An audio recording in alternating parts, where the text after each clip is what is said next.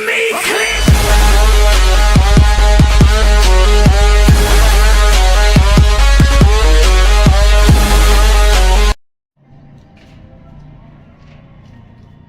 आज के क्लास में हम लोग 10th class physics chapter 2 Bharti भवन के अति लघु उत्तरीय प्रश्न के नोट्स तैयार करेंगे। वीडियो को लास्ट तक ज़रूर देखें और कमेंट बॉक्स में ज़रूर बताएं कि वीडियो आपको कैसा लगा। तो अब हम लोग 10th क्लास फिजिक्स पाठ 2 प्रकाश के अपवर्तन के अति लघु उत्तरीय प्रश्न का जो है एक एक करके हम लोग नोट्स तैयार करेंगे। तो सबसे पहला क्वेश्चन यानी क्वेश्चन नंबर 1 है कि जब प्रकाश एक माध्यम से दूसरे माध्यम में प्रवेश करता है तब प्रकाश की दिशा में परिवर्तन को क्या कहते हैं? इसका उत्तर होगा प्रकाश का अपवर्तन। क्वेश्चन नंबर 2, जब प्रकाश की किरण विरल माध्यम से सघन माध्यम में जाती है तब वह अभिलंब की ओर मुड़ती है या अभिलंब से दूर हटती है? इसका उत्तर होगा कि अभिलंब की ओर मुड़ती है।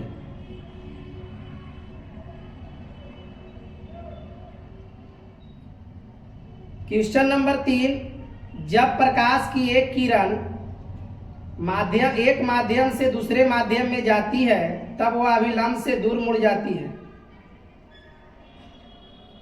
दोनों में से कौन सा माध्यम प्रकाशीय रूप में अधिक सघन है? इसका उत्तर होगा माध्यम 1 प्रकाशीय रूप से अधिक सघन है। क्वेश्चन नंबर 4, वायु में प्रकाश 1 सेकेंड में लगभग कितनी दूरी तय करता है? इसका जवाब होगा 3 × 10⁸ मीटर। क्वेश्चन नंबर 5, स्नेल का नियम क्या है? तो किसी दो माध्यम के लिए प्रकाश के किसी खास वर्ण के लिए आपतन कोण की ज्या और अपवर्तन कोण की ज्या का अनुपात एक नियतांक होता है। यानी इसको हम लोग बोल सकते हैं sin I बटा sin R बराबर एक नियतांक। क्वेश्चन नंबर 6, अपवर्तनांक की परिभाषा दे। शून्य में प्रकाश की चाल और किसी अन्य माध्यम में प्रकाश की चाल के अनुपात को अपवर्तनांक कहते हैं। इसे n द्वारा निरूपित किया जाता है, छोटा n। क्वेश्चन नंबर 7, किस माध्यम का अपवर्तनांक अधिक है, सघन माध्यम या विरल माध्यम का? इसका उत्तर होगा सघन माध्यम का। क्वेश्चन नंबर 8, पानी का अपवर्तनांक 1.33 है। इस पर कथन का क्या तात्पर्य है? इसका उत्तर होगा कि पानी का अपवर्तनांक 1.33 है। इस कथन का तात्पर्य यह है कि पानी में प्रकाश की चाल शून्य में प्रकाश की चाल के अनुपात को अपवर्तनांक कहते हैं। क्वेश्चन नंबर 9, पार्श्विक विस्थापन से आप क्या समझते हैं? तो इसका उत्तर होगा कि आपतित किरण और निर्गत किरण के बीच की लांबिक दूरी को पार्श्विक विस्थापन कहते हैं। क्वेश्चन नंबर 10, चित्र दिया हुआ है। क्वेश्चन कह रहा है कि दिए गए चित्र को ध्यान से देखें और उनके दिए गए प्रश्नों का उत्तर दें। तो चित्र को पहले देख लेना है। इसमें चित्र क में कह रहा है 1, 2 एवं 3 में कौन निर्गत किरण नहीं हो सकता है? तो इसका उत्तर हो जाएगा 1 तथा 2। चित्र ख में I का मान कितना होगा, यानी अपवर्तन कोण का मान कितना होगा? तो 60 डिग्री। चित्र ग में सिल्ली या पट्टी से होकर गुजरने वाले किरण का पथ दर्शाना है तो इसका हम लोग जो है चित्र बना करके समानांतर एक जो है रेखा दर्शा देंगे। क्वेश्चन नंबर 11, लेंस कितने प्रकार के होते हैं? तो लेंस 2 प्रकार के होते हैं। पहला हो जाएगा उत्तल लेंस और दूसरा हो जाएगा अवतल लेंस। क्वेश्चन नंबर 12, लेंस के मुख्य अक्ष की परिभाषा दें। इसका उत्तर हो जाएगा कि लेंस की सतह के वक्रता केंद्र को मिलाने वाली रेखा को मुख्य अक्ष या प्रधान अक्ष कहते हैं। क्वेश्चन नंबर 13, पतला लेंस क्या है? तो इसका उत्तर होगा कि वैसा लेंस जिससे होकर प्रकाश बिना विचलित हुए अपरिवर्तित हो जाता है, उसे पतला लेंस कहते हैं। क्वेश्चन नंबर 14, प्रत्येक लेंस में कितने मुख्य फोकस होते हैं और लेंस के किस मुख्य फोकस का लेंस का फोकस कहा जाता है? इसका उत्तर होगा कि लेंस में 2 मुख्य फोकस होते हैं। इसमें F1 को मुख्य फोकस कहा जाता है।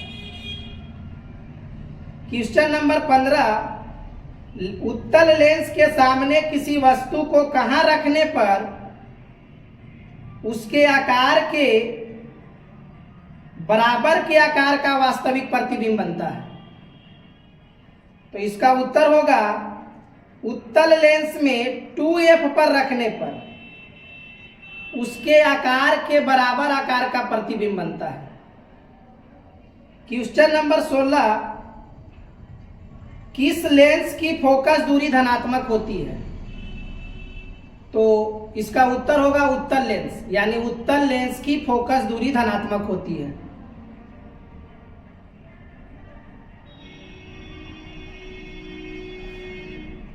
क्वेश्चन नंबर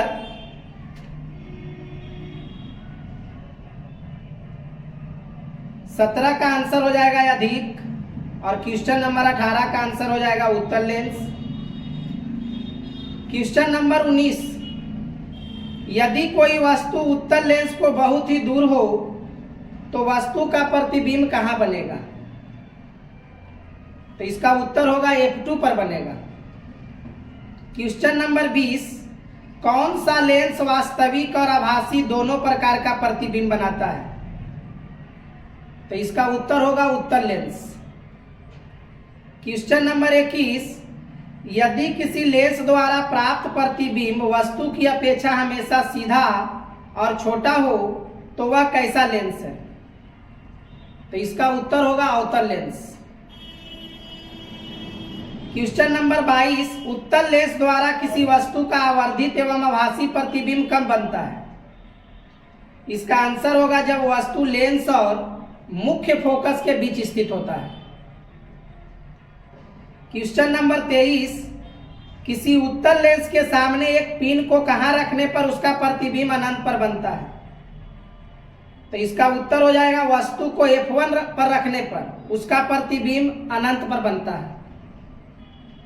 क्वेश्चन नंबर 24, दैनिक जीवन में लेंसों के 2 साधारण उपयोग बताएं। तो इसका उत्तर होगा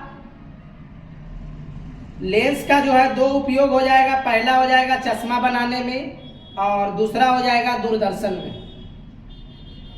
क्वेश्चन नंबर 25, सिनेमा हॉल के पर्दे पर वास्तविक या आभासी प्रतिबिंब बनता है? तो इसका उत्तर होगा अतिवास्तविक प्रतिबिंब।